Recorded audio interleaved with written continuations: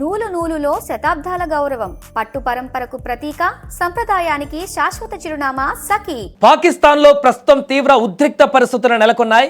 గత 2-3 రోజుల నుంచి ఆఫ్ఘనిస్తాన్ పాకిస్తాన్ మధ్య నెలకొన్నటువంటి యుద్ధ వాతావరణం తీవ్ర స్థాయికి చేరి ఇప్పుడు పాకిస్తాన్లో కకాలవికలమయ్యేటువంటి పరిస్థితులు ఏర్పడ్డాయి.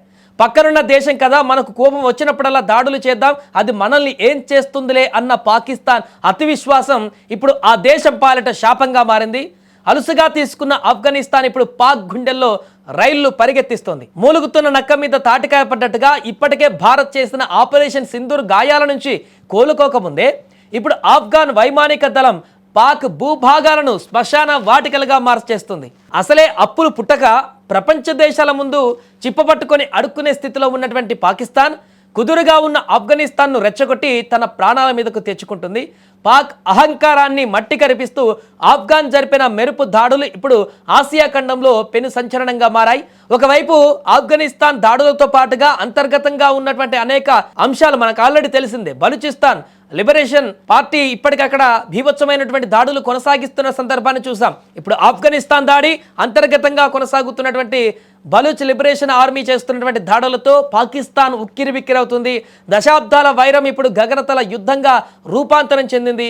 ఈ తెల్లవారుజామున చీకటిని చీల్చుకుంటూ వచ్చినటువంటి ఆఫ్ఘనిస్తాన్ యుద్ధ విమానాలు పాకిస్తాన్లోని అత్యంత కీలకమైనటువంటి సైనిక స్థావరాలపైన విరుచుకుపడ్డాయి. ఇది కేవలం దాడి కాదు, పాక్ అహంకారాన్ని దెబ్బతీసే ప్రతీకార గర్జన అని ఆఫ్ఘాన్ రక్షణ మంత్రిత్వ శాఖ బాహాటంగా ప్రకటించారు. గతంలో పాక్ చేసిన చొరబాటు దాడులకు సమాధానంగానే ఈ ఆపరేషన్ చేపట్టినట్లుగా తాలిబాన్ వర్గాలు స్పష్టం చేశాయి. పాక్ ఆర్మీ ప్రధాన కార్యాలయానికి కూతవేటు దూరంలో ఉండి ఆ దేశ వైమానిక శక్తికి కేంద్ర బిందువుగా ఉన్న నూర్ఖాన్ ఎయిర్ బేస్ మరోసారి ధ్వంసమైంది. భారత్ జరిపిన దాడుల సమయంలో ఈ బేస్ భారీగా నష్టపోయింది. ఆ గాయాల నుంచి కోలుకొని రిపేర్లు చేసుకుంటున్న తరుణంలోనే మళ్ళీ ఆఫ్ఘాన్ బాంబుల వర్షం కురిపించడంతో పాక్ వైమానిక సామర్థ్యం పూర్తిగా కుంగిపోయింది. నూర్ఖాన్తో పాటు క్వెట్టాలోని 12వ క్వార్ట్స్ ప్రధాన కార్యాలయం, ఖైబర్ పఖ్తూన్ఖ్వాలోని ఇతర వ్యూహాత్మక స్థావరాలను ఆఫ్ఘాన్ యుద్ధ విమానాలు లక్ష్యంగా చేసుకున్నాయి. యుద్ధం కేవలం గగనతలానికే పరిమితం కాలేదు.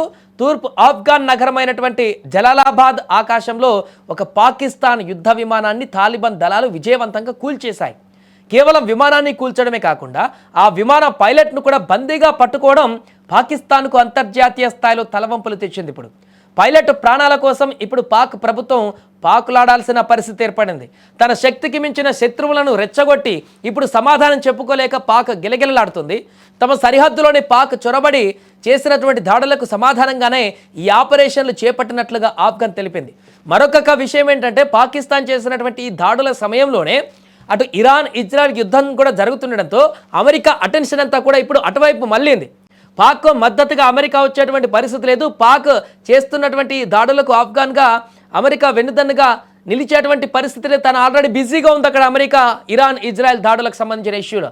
దీంతో లేనిపోని అంశాన్ని నెత్తిమీద వేసుకుని ఆఫ్ఘనిస్తాన్ చేతిలో ఇప్పుడు ఘోరంగా దెబ్బతినేటువంటి పరిస్థితి పాకిస్తాన్కి ఏర్పడింది. ఒకవైపు దేశంలో తినడానికి తిండి లేదు, అప్పుల కోసం IMF చుట్టూ తిరుగుతోంది.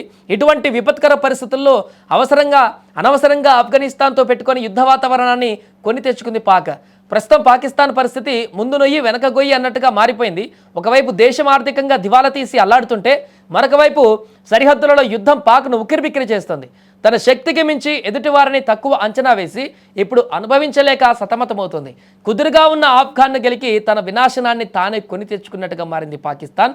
ఏదేమైనా ప్రస్తుతం పాకిస్తాన్లో నెలకొన్నటువంటి తీవ్ర ఉద్రిక్త పరిస్థితులు అక్కడ ఉన్నటువంటి ప్రజలను కూడా తీవ్ర భయాందోళనకు గురి చేస్తున్నాయి.